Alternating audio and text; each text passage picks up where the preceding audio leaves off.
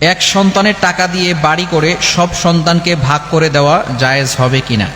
খুবই গুরুত্বপূর্ণ প্রশ্ন। বর্তমানে প্রবাসী ভাই যারা আছেন, যারা বাহিরে অক্লান্ত পরিশ্রম করেন, যারা বাহিরে আছেন তারা বুঝেন কতটা কষ্ট করেন, কতটা পরিশ্রম করেন।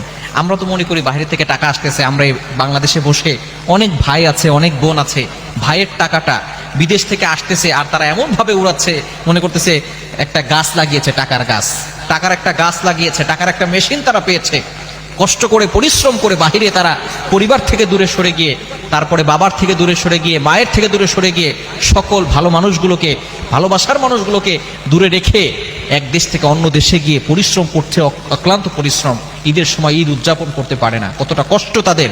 এই প্রবাসী ভাইয়েরা টাকা দেয়, এই টাকা পয়সা দিয়ে বাবা সম্পত্তি করে এরপরে যদি তার সন্তানকে, সকল সন্তানকে সব ভাগ করে দেয়, এটা কিন্তু ইসলাম সাপোর্ট করবে না। ইসলাম এটাকে জায়েজ করে না। একজনের টাকা দিয়ে, হ্যাঁ বাবা মাকে সে দিবে ঠিক আছে, কিন্তু তার টাকা দিয়ে সবাইকে ভাগ করে দেওয়া, এটা ইসলাম সাপোর্ট করে না। বর্তমানে অনেক পিতামাতা এমন আছে। কিছুদিন আগে আমাকে একজন ফোন দিয়ে বলছে, হুজুর আমি প্রবাসে থাকা অবস্থায় 5 বছর 6 বছর প্রবাসে থেকেছি, সেখান থেকে প্রায় 64 লক্ষ টাকা পাঠিয়েছি। 64 লক্ষ টাকা। মায়ের যে সময় যেটা লেগেছে সেই সময় সেটা দিয়েছি, বাবার যে সময় যেটা লেগেছে সেই সময় সেটা দিয়েছি, ভাইকে দিয়েছি, বোনকে দিয়েছি, সবাইকে দিয়েছি। আমার টাকা দিয়ে বাড়ি করা হয়েছে, সব কিছু ঠিকঠাক মতো হয়েছে। যখন আমি আসছি, আসার পরে আমি সবাইকে যখন সব কিছু দিয়েছি, আসার পরে আমার মা বলে আমি নাকি তাকে কিছুই দেইনি, আমার বাবা বলে আমি নাকি তাদেরকে কিছুই দেই নাই। আমার টাকা পয়সা একটা টাকারও কোনো হিসাব দিতে পারছে না, এবং এখন আমি বাইরে থেকে চলে আসছি, এখন আমার চলার মতো আমার কাছে কোনো টাকা পয়সা নাই। এজন্য প্রবাসী ভাইরা যারা আছেন, অনেক কষ্ট করেন, অনেক পরিশ্রম করেন, আপনার নিজের জন্য কিছু করবেন, অবশ্যই আপনার নিজের জন্য কিছু করবেন। অবশ্যই বাবা মাকে দিবেন, মাকে দিবেন, বাবাকে দিবেন, আপনার ভাইকে দিবেন, আপনার বোনকে দিবেন। আপনার টাকা আপনি ইনকাম করছেন, আপনার পরিশ্রমের টাকা আপনি সবাইকে দিবেন, কোনো সমস্যা নাই। তবে আপনি নিজের জন্য কিছু করবেন, কারণ টাকা পয়সা না থাকলে কিন্তু আপনি কঠিন বিপদে পড়ে যাবেন। টাকা পয়সা না থাকলে আপনাকে কেউ পাত্তা দিবে না। বর্তমানে একটা কথা আছে, টাকা পয়সা না থাকলে ছেলেমেয়েরাও আব্বা বলে ডাকে না। আমাদের আশেপাশে কিছু বাচ্চারা বলে আর কি, যে টাকা পয়সা না থাকলে কি করে না, ছেলেমেয়েরাও বাবা বলে ডাকে না। তো টাকা পয়সার দরকার আছে। আপনি অসুস্থ হয়ে পড়বেন, লক্ষ টাকার দরকার, 1 লক্ষ 2 লক্ষ টাকা লাগবে আপনার চিকিৎসার জন্য, তখন আপনার কাছে কেউ আসবে না টাকা দিতে।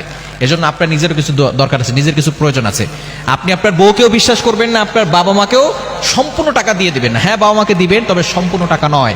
অনেক প্রবাসী ভাইরা আছেন, বউকে সব টাকা দিয়ে দিছে, সব টাকা বউর অ্যাকাউন্টে পাঠাইছে, বউ আরেকজনকে নিয়ে ভাগালপুর। আছে না নাই? খবরদার, এরকম করবেন না। আপনি নিজের জন্য করবেন।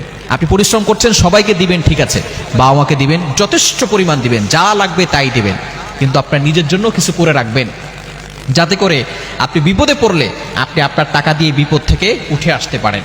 এজন্য প্রবাসী ভাইরা যারা আছেন, তাদের কষ্টটা একটু বুঝবেন, তাদের কথাগুলো একটু চিন্তা করবেন। যারা আমরা দেশে আছি, আমরা মনে করি তারা তো টাকার মেশিন হয়ে গিয়েছে, তারা টাকা পাঠাচ্ছে, আমরা সেই টাকা দিয়ে এনজয় করছি, আমরা সেই টাকা দিয়ে মাস্তি করছি, কিন্তু তারা অক্লান্ত পরিশ্রম করছে। এজন্য কোনো সন্তান যদি বাইরের থেকে টাকা পাঠায়, নিজে ইনকাম করে, এবং সেই টাকা দিয়ে কোনো বাবা যদি সম্পত্তি করে, ওই সম্পত্তির ভাগ সকলকে দেওয়া, ইসলাম এটাকে সাপোর্ট করে না। এটা তার অধিকার, তার হক, তার অধিকার। হ্যাঁ, সেই ভাই যদি বলে আমি সবাইকে দিব, তাতে কোনো সমস্যা নেই, তবে বাবা জোর করে সবাইকে ভাগ করে দেওয়া, এটা কিন্তু ইসলাম সাপোর্ট করে না। আল্লাহ তাআলা আমাদের সকলকে এই বিষয়গুলো বুঝার তৌফিক দান করেন।